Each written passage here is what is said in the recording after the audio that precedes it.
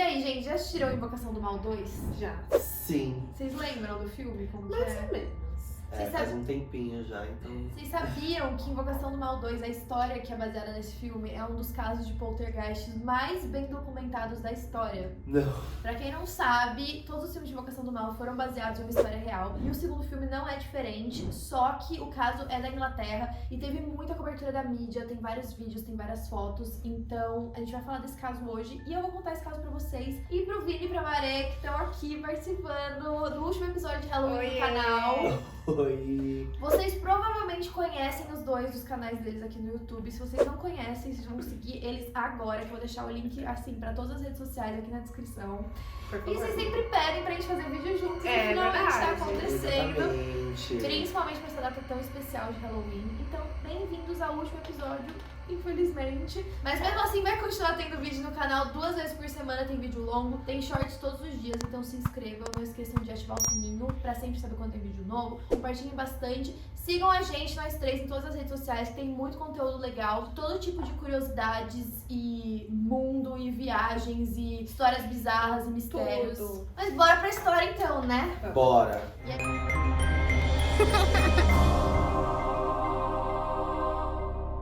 Tudo aconteceu na Inglaterra, num bairro chamado Enfield. Era uma família, obviamente, que tinha acabado de se mudar pra uma casa, como toda boa história de terror, que vai pra uma casa super bizarra, no meio do nada, e que ninguém entende porque tava... Mentira, era no meio da cidade essa casa. Mas basicamente era uma mãe solteira com 4 crianças. A mãe se chamava Peggy, e tem vários nomes nessa história, tá? Então eu vou tentar manter vocês atualizados de quem é quem, só pra gente não se perder. Mas os filhos se chamavam Janet, Margaret, Billy e Johnny. E a Janet tinha 11 anos, a Margaret tinha 13 e os irmãos tinham 7 e 10 anos. Lembrando que no filme Invocação do Mal eles têm os mesmos nomes e não sei se vocês lembram, mas a maior parte da atividade paranormal acontece com a Janet. Um dos meninos, ele tava a maior parte do tempo em um colégio interno e ele não participou muito do caso.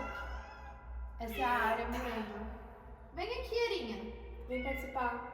Gente, às vezes vocês vão ouvir uns miados, que é da área. Bom, tudo começou quando uma noite a Peggy, que era a mãe, ela acordou ouvindo um barulho meio estranho. E aí ela foi pro andar de cima da casa, que era da onde tava vindo o barulho, e ela viu que um dos baús, que tinha umas gavetas lá, ele tava se mexendo, ele tava chacoalhando. E aí quando ela viu aquilo, ela achou que algum dos filhos dela tava pregando alguma peça. Mas aí ela foi e colocou de novo o baú no lugar, e quando ela deu as costas, o baú começou a meio que vir em direção a ela. E ela foi lá, colocou ele de volta de novo, e aí aconteceu a mesma coisa, e aí na terceira vez, quando ela foi colocar o baú de volta, ele tava tipo, que nem pedra no chão, ela não conseguia mexer ele. Quando ela achou que as crianças estavam fazendo alguma pegadinha, ela foi ver todo mundo, tava todo mundo dormindo bonitinho, e aí ela fez a coisa mais sensata a se fazer, ela foi pra casa do vizinho pedir ajuda, porque né, obviamente ela era mãe solteira, tava com as crianças lá, e aí os vizinhos dela chamavam Nottinghams. Quando ela chegou, ela contou o que tinha acontecido, e o pai da família, né, dos vizinhos, falou, bom, eu vou lá na casa, ver se tem alguém lá, né, pra vocês poderem voltar e ficar mais Vai que tem alguém que invadiu e tá dentro do baú, tipo isso. Exato, mas ainda assim ele foi bem corajoso de voltar sozinho lá pra casa. Também acho. Exatamente. Bom, quando ele entrou lá, ele começou a ouvir um barulho,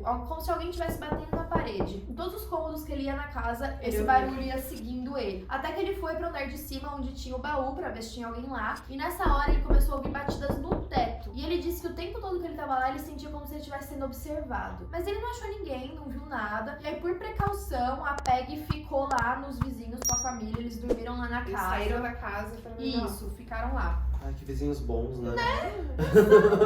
E aí, nessa mesma noite, eles resolveram chamar a polícia. Como eles estavam preocupados, né, que podia ter alguém lá, eles chamaram a polícia. A polícia chegou lá por volta de 1h da manhã. E foram 2 policiais, era um homem e uma mulher. O engraçado disso tudo é que a polícia revistou toda a casa. Eles também ouviam os barulhos na parede. Mas, uma coisa que Não era só uma coisa que o vizinho ouvia. Não. Todo mundo estava ouvindo barulho na parede. Na hora que os policiais foram na casa, a família foi junto, né? Ficou ali na sala, meio que esperando eles investigarem. E uma coisa que aconteceu, e que inclusive tá em um relatório da polícia, é que quando eles olharam pra sala, eles apagaram a luz pra ver se acontecia alguma coisa, ouviam alguma coisa. Quando eles acenderam a luz, uma das cadeiras da cozinha tava na sala, do lado do sofá. Só que o mais Gente, essas pessoas são bizarro... corajosas, Não, né? o que apaga a luz, Gente, se eu tô numa situação dessa, eu vou querer todas as luzes acesas. Exato! A pessoa chega a apagar a luz. Vocês nem devem imaginar. E os policiais já não vão pensar que era alguma coisa sobrenatural de cara, né? Mas aí o bizarro é que essa cadeira, que era da cozinha, ela se arrastou pelo chão até a cozinha enquanto tava todo mundo olhando pra ela. Tranquilo. Tranquilo. E assim, Pode ser que seja verdade, pode ser que não, mas é fato que tá escrito no relatório da polícia. Essa policial Tipo assim, lá, isso a área apareceu, gente. Ela vai participar. a estrela do show. Bom, tá no relatório da polícia, e aí quando ela tava escrevendo o relatório, ela disse que ela viu a cadeira passando. Ela disse que não tinha como ser alguém empurrando e que ela checou a cadeira pra ver se tinha alguma forma de ter empurrado. Puxado. Não viu, e também ela notou que a cadeira foi arrastada pelo chão mesmo sem levantar em nenhum momento. O que é muito doido é que tá no relatório da polícia, Da polícia. né? Tipo, Sim, pois é. Lembrando que esse é um dos casos mais bem documentados, então vocês vão entender por que ele foi bem documentado. Além disso, né, além dessa cadeira se mexendo, eles também continuavam ouvindo os barulhos na parede. Depois das próximas noites, a Peggy estava muito assustada, principalmente pelos filhos dela, e eles já perceberam que a polícia não ia fazer nada, porque não aconteceu um crime. Eles falaram, inclusive, que não tinha nada que eles podiam fazer. Então ela entrou em contato com o jornal Daily Mirror, que vocês já devem ter ouvido Sim, falar, é sim. bem famoso. Sim. Sim. Agora, por que eles entraram de cara em contato com o jornal? Meio bizarro. Mas a justificativa deles é porque eles queriam entrar em contato pra ver se o jornal tinha algum parceiro, tipo, de investigação, ou algum repórter, alguém que pudesse ajudar eles a entender o que estava acontecendo. Sim. Tem algumas controvérsias nesse caso também que a gente vai falar depois. Bom, agora começa um monte de nome, tá? Então eu vou dar uma lida na minha colinha aqui pra vocês saberem. Mas primeiro chegou um repórter chamado Douglas e o fotógrafo dele chamado Grant. Então eles foram pra casa e eles estavam quase todo dia ali. E por isso que foi bem documentado, porque tinha um repórter, eles estavam participando do caso. Todos os dias ele tava ali. Exato, e a porta meio que ficava aberta. E a história foi se popularizando, né? A fonte de notícias era o Daily Mirror. Ele foi atualizando todo mundo. Mas aí nesse momento eles achavam que era uma coisa paranormal já. Sim. De cara, ela já falou, a nossa casa tá assombrada e a gente precisa de uma solução pra isso. E aí, tipo, virou um assunto popular. Virou um assunto e as popular. pessoas não iam lá, tipo. Iam. Cheio de curiosos, a porta ficava praticamente o tempo todo aberta, a gente entrando, Nossa. a gente E saindo. eles Uma deixaram. loucura, deixavam. Aí, quando esse repórter e esse fotógrafo foram lá, a família tava ficando um tempo no vizinho. Eles entraram, investigaram a casa, chegou mais ou menos 2h30 da manhã, eles falaram, bom, não tem nada aqui, a gente não ouviu nada de paranormal aconteceu. E aí eles chamaram a família de volta, falaram, ó, vocês podem voltar, que tá tudo bem. Mas nessa hora que eles chamaram a família de volta, um monte de bolinha de gude que tava pela casa e legos começaram a ser arremessados contra eles por uma força que ninguém entendeu de onde veio. E no relatório que eles fizeram, um deles falou que um dos legos atingiu a cabeça dele. Tinha um pouco egocêntrico, né? Tipo, de tudo que tava acontecendo, ele falou do lego que foi. É, né, gente?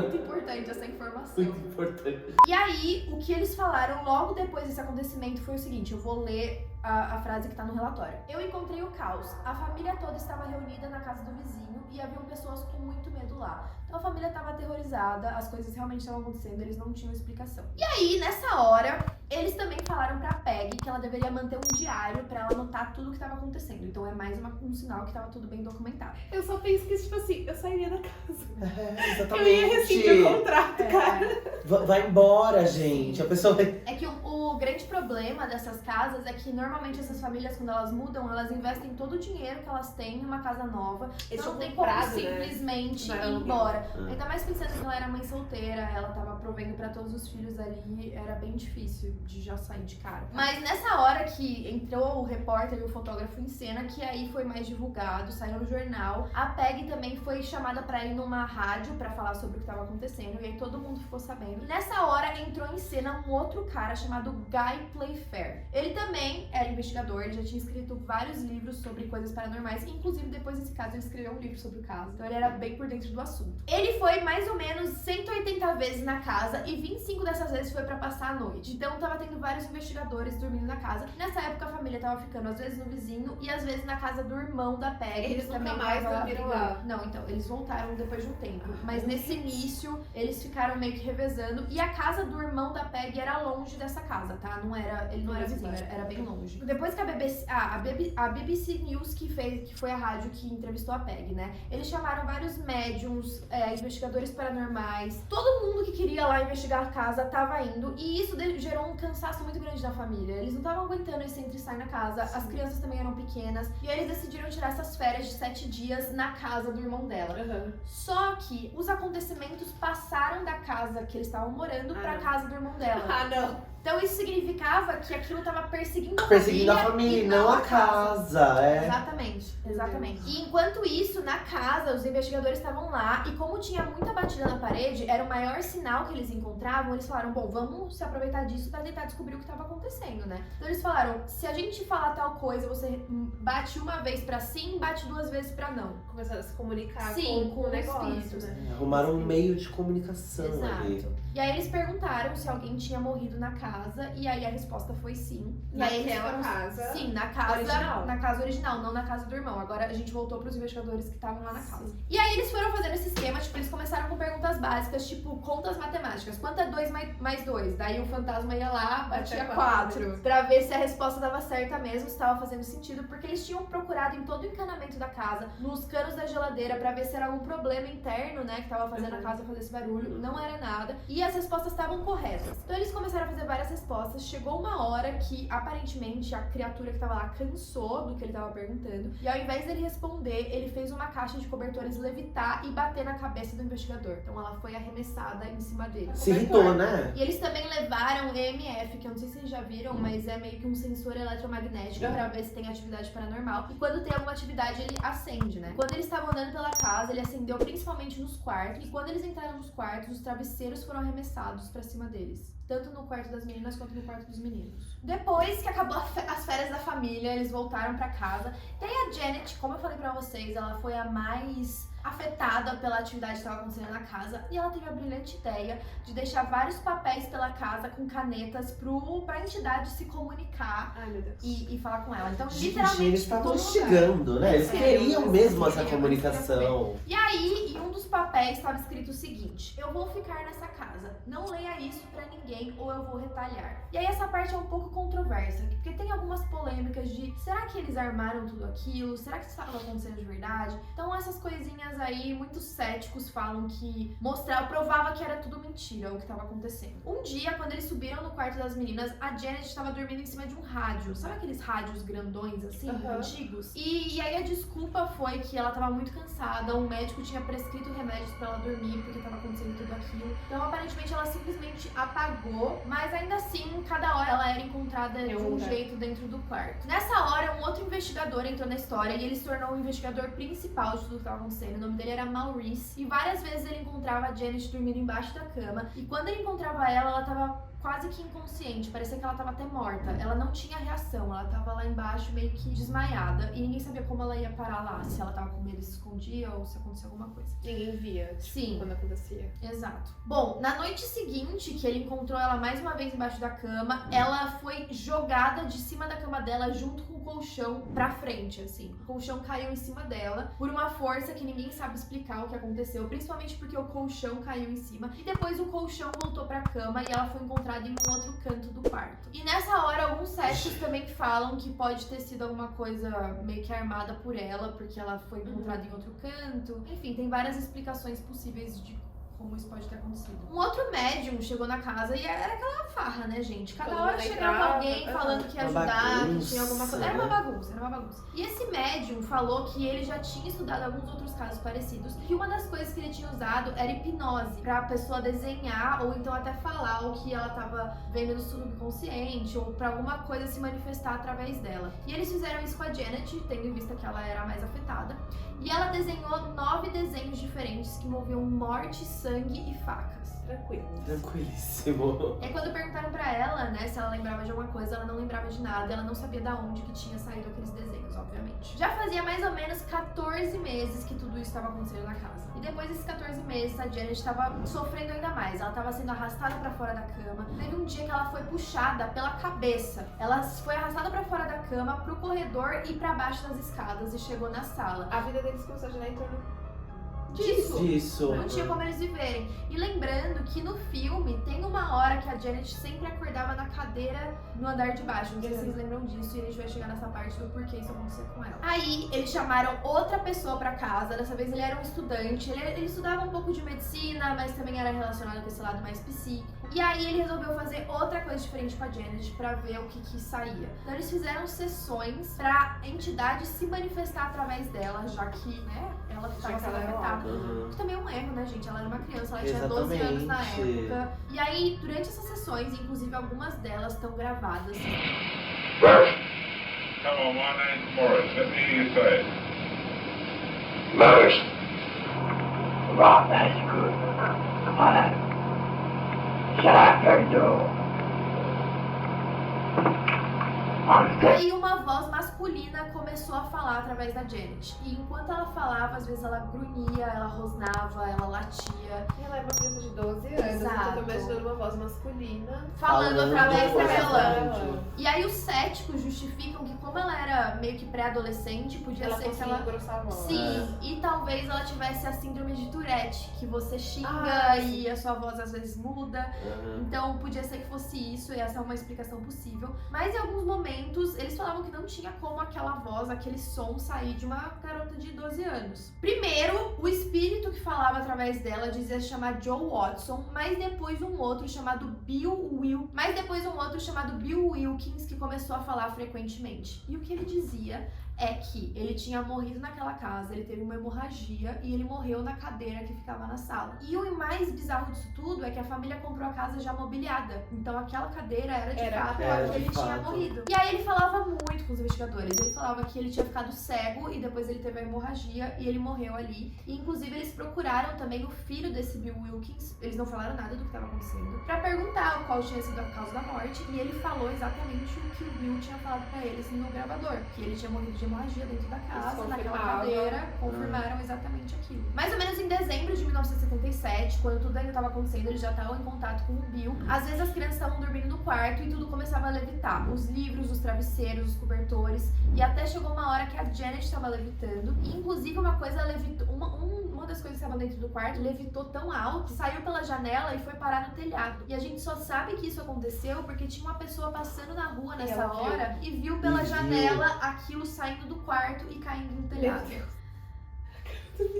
Gente, eu tô chocada. Tá vermelho. Pois é. Bom, a gente já tá chegando no fim dessa história. Um novo investigador chamado Michael entrou em cena. E era muito bizarro porque essa entidade, o que quer que tivesse na casa, ficava pregando peças nele. Teve um dia que ele perdeu o gravador dele. Ele não sabia onde ele tinha colocado. Procurou pela casa inteira. Daí ele tava no andar de baixo. Ele ouviu um barulho muito alto. Quando ele subiu no andar de cima, o gravador dele tava no chão, que foi a única coisa que tinha caído de uma cômoda. Mas ele nem tinha ido pro andar de cima da casa desse dia. Então o gravador apareceu lá. Já tá mexendo com algo pessoal, porque na minha casa some tudo. Bom, mas teve um dia que eles pegaram a Janet meio que tentando pregar uma peça nos investigadores. Então ela e a irmã dela estavam bolando algumas coisas pra fingir que tinham atividades acontecendo. E aí todo mundo começou aquela história. Bom, é tudo falso, ela armou tudo. Mas em entrevistas depois, inclusive a Janet dá entrevistas até hoje sobre o caso. Ela disse que na verdade ela e a irmã dela eram crianças. Elas estavam há tanto tempo naquele negócio que elas queriam brincar, elas queriam fazer uma coisa diferente.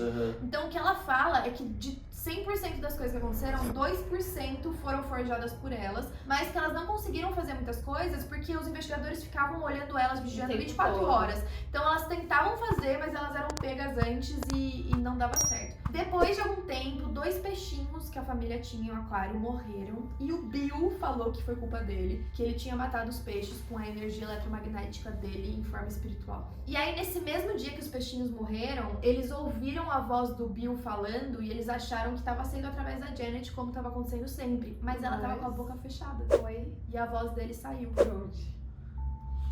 Não sabemos. Meu Deus. Nessa mesma noite, ela estava sentada na sala e a cortina da sala enrolou no pescoço dela 8 vezes e tentou enforcar ela. Do nada. E a família inteira estava na sala. Tava na Era sala, perto todo mundo do viu. Natal, Bom, depois disso, obviamente, que a atividade paranormal ficou cada vez mais intensa na casa. Eles começaram a ver aparições. A Peg disse que viu calças masculinas também que pareciam dos pais dela quando eles usavam em 1940 e poucos. Lembrando que a gente já estava em 1970 e poucos. Então parecia uma calça antiga que depois desapareceu. E as crianças continuaram sofrendo muito. Aí teve um dia que a Peg entrou no banheiro também e ela viu uma mensagem escrita no espelho. Estava escrito merda, do nada. E também tinha uma mensagem escrito eu sou o Fred, com as fitas do gravador. Porque pra quem não sabe, naquela época era fita que tinha filme dentro, né? Então eles acharam que até a Janet tinha feito isso. Só que ela tava sendo vigiada o tempo todo. E pra você conseguir escrever direitinho, você tinha que cortar.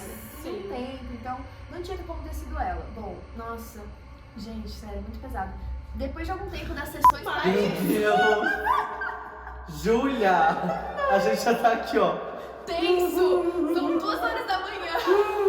Depois das sessões com o gravador com a Janet, a irmã dela também começou a falar com a voz do Bill Wilkins. Era bem parecida, só que tinha algumas diferenças de tom, provavelmente, né, pelo que conseguia fazer as cordas vocais dela. E também, quando estavam perguntando pra elas o que elas sentiam quando elas estavam falando aquilo, elas sentiam como se tivesse uma mão perto do pescoço delas, segurando e falando o que elas deveriam falar pros investigadores. E aí o Maurice, que era o investigador principal, falou que ia dar um tempo pra família. Falou, olha, dá uma relaxada aí, continua escrevendo no diário o que tá acontecendo, deixou a família sozinha. E aí se intensificou ainda mais, começou a ter uns picos de fogo e depois apagava pela casa, então começou a ficar super perigoso. Do nada, tipo, começava a pegar fogo. Ou então, eu acho que eles tinham a impressão de que tava pegando fogo, sabe? Como se fosse uma alucinação. E foi tendo isso pela casa. E aí o Ed e a Lorraine Warren entraram na história. Pra quem assistiu o filme, o Ed e a Lorraine eram tipo as estrelas do filme, como se eles tivessem acompanhado o caso inteiro. Mas essa é uma das primeiras vezes que eu vejo as pessoas reclamarem do casal. Porque aparentemente eles só foram pra lá por causa da fama daquilo que tudo tava acontecendo. Lembrando que já era notícia, assim, disseminada por vários lugares. Eles ficaram um dia e eles não fizeram nada demais. Aparentemente eles só foram pra ganhar dinheiro e uma fama em cima. E deu certo, porque o filme, inspirado na história, só tem eles como os investigadores principais, né? Tudo acabou em 1978, mais ou menos no mês de agosto. E aí, nessas horas, teve uma vez que a Janet e a Margaret, as irmãs, estavam brincando no jardim ali do lado de fora. E parecia que elas estavam discutindo contra as crianças ali da vizinhança. E aí, começaram a jogar pedra nelas. E aí, elas acharam que eram as crianças da vizinhança que estavam jogando pedras nelas. Elas eram famosas, né? Provavelmente. Com certeza. E aí, um dos vizinhos, adulto, foi lá no jardim e falou: por que vocês estão jogando pedra na gente? E, tipo, não era elas. Ninguém sabe quem tava jogando essas pedras. Simplesmente tinha alguma coisa jogando. E aí, os Warren descobriram que pouco antes desses acontecimentos começarem, as crianças estavam brincando com o tabuleiro Ouija. Pra quem não sabe, uma das maiores portas de entrada, eu já falei várias vezes aqui no canal, pra espíritos, tipo, malignos, esse tipo de coisa, é brincar com o tabuleiro Ouija. Então, elas abriram a porta pra isso seguir elas. Inclusive, explica por que essas entidades também foram pra casa do irmão da Peggy e não ficaram só na casa delas. Depois que tudo isso acabou, foi um outro médium lá, ele era irlandês, aparentemente. Ele subiu no quarto da Janet, fez algumas coisas que ninguém entendeu muito bem, porque ele nem falava inglês, e deu uma acalmada nas atividades paranormais. E aí eles levaram a Janet para alguns institutos de neuropsicologia, fizeram alguns estudos com ela, e quando ela foi para esses hospitais, nada aconteceu, mas teve um dia que perguntaram o que ela achava daquilo, por que nada estava acontecendo. E ela disse o seguinte: ela disse que essa atividade não poderia crescer nesse lugar que ela estava, porque não tinha mais ninguém para ajudar isso a crescer. Então era como se na casa dela tivesse algum outro espírito maligno que fazia com que os outros se manifestassem através dela. Como se tivesse um gancho, assim, que ajudasse. Uma ajuda, né? E no hospital, nos outros lugares que ela tava, não tinha. E aí depois ela voltou pra casa, ela continuou vendo algumas coisas, a família continuou vendo algumas coisas. Eles queriam muito se mudar de lá, mas eles só se mudaram, né, depois que a mãe faleceu. Então ela ficou lá até a vida dela. Então. Ela morreu em algum momento. E aí a família se mudou, mas um dos irmãos continuou lá. Ele continuou relatando algumas atividades paranormais na casa. E depois que ele se mudou por fim, uma outra família foi pra casa e ficou 2 semanas. A casa hoje tá ocupada, a família não fala, ela não quis ser identificada. O que eu fiquei pensando bastante, assim, foi que, primeiro, eles falavam que era o espírito da casa, que morreu na cadeira, não sei o quê. Só que aí quando eles foram pra casa do tio, continuou perseguindo lá. Exato. Aí tá, tem a ver com o tabuleiro e tudo mais, mas é estranho, né? É estranho. Dizem que tem mais de uma entidade, né? Tem o Bill, que é o que tá na casa, que provavelmente tá até hoje. Mas, aparentemente, pelo que a Janet falou, tinha alguma coisa que ajudava ele a se manifestar, que talvez fosse algo mais maligno. E no filme é isso, né? A freira. Tem o vídeo e tem o áudio da Janet falando. É bem assustador. Dá pra ver que é uma voz completamente diferente. Talvez eu coloque algum trecho. Foi isso, coloca um pouquinho. What to do is I come to a rock breakout, and I have got this church with Rita. E a história é bem fiel ao filme, então se vocês gostaram, vão lá assistir Invocação do Mal 2, patrocina nós, Warner. E é isso, gente, esse foi o vídeo de hoje, espero que vocês tenham gostado, sigam a gente em todas as redes sociais, não se esqueçam, compartilhem bastante. Deixa o like. Exato. Obrigado, gente, tchau.